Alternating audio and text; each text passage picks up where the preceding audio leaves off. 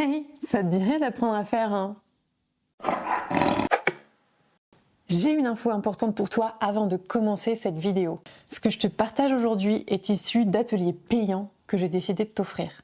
C'est pourquoi tu verras un cadre live autour et que la qualité sera un peu moins bonne que d'habitude. Mais j'avais trop à cœur de te partager tout ça. Et au fait, moi, c'est Ariane des Croquantes. Je t'aide à manger plus brut, plus cru, plus végétal, pour que tu aies tellement d'énergie derrière que tu auras envie de partager la cuisine autour de toi. Peut-être même d'en faire un métier. Mais ça, je le garde pour une autre vidéo. T'es prête pour la recette? Let's go!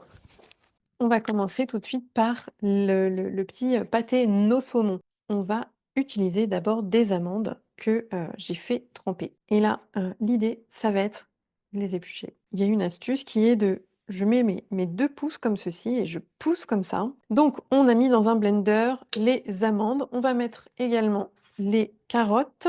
Une cup, c'est l'équivalent d'un verre de 240 ml. Donc, si vous avez un verre doseur, vous coupez vos carottes comme ça et vous remplissez votre verre doseur à peu près au niveau de 240 ml.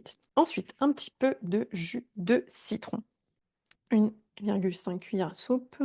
Au fait, j'ai un petit truc à te dire. Si tu as envie de retrouver cette recette avec toute la liste d'ingrédients, mes notes, mes conseils, je t'invite à cliquer sur le lien ci-dessous. Tu vas accéder au grand répertoire avec toutes les recettes crues que je partage gratuitement à ma communauté. L'idée, c'est un endroit centralisé dans lequel tu vas pouvoir retrouver plein de recettes, sachant qu'on est tout le temps en train d'en ajouter. Il y en a pour tous les goûts, tous les types de personnes, toutes les saveurs, etc.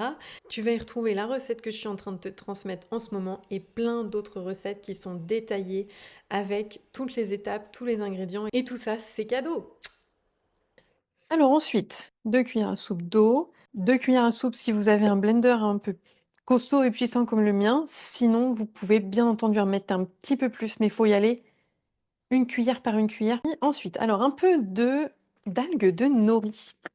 Donc la nori, bah, elle va forcément donner le goût un peu poisson, quoi. Alors, un petit peu de tamari. Et voilà, et là on va mixer jusqu'à obtenir quelque chose le plus crémeux possible. Donc à nouveau, s'il faut, on ajoute un petit peu d'eau dans la mixture sans problème. Ça y est, quand ça tourne bien tout seul, là, on sait que ça va être bien. Souvent, il y a plein de choses, quand on les prépare la veille et qu'on les laisse un petit peu reposer au frigo, c'est meilleur. Et donc là, si on peut, c'est bien de préparer cette petite tartinade un peu à l'avance. Oui, c'est ça, j'ai pas mis la petite pincée de sel, ça peut être pas mal. Et vous pouvez mettre aussi un petit peu de paprika fumé si vous souhaitez vraiment aller chercher le côté fumé. Et alors, le reste des ingrédients, on va l'ajouter après. Et donc là, ce qu'on va faire, c'est prendre une branche de céleri comme ceci. Je vais enlever la partie feuille. Et là, on va le couper vraiment le plus fin possible. Vraiment faire des petites languettes comme ceci. On peut venir couper en tout petits morceaux. Ensuite, donc je vous ai mis dans la recette, c'est de l'oignon. Mais j'avais plus d'oignon. Donc, on va prendre une échalote. Donc, on le mixe pas. On va le mélanger comme ça. C'est ça qui va être super bon et qui va infuser et qui va donner le côté... Enfin, ça va redonner un petit peu de la mâche, quoi. Voilà. Puis c'est joli en plus, ça fait du vert. Petit couvercle. Je vais chercher le petit couvercle.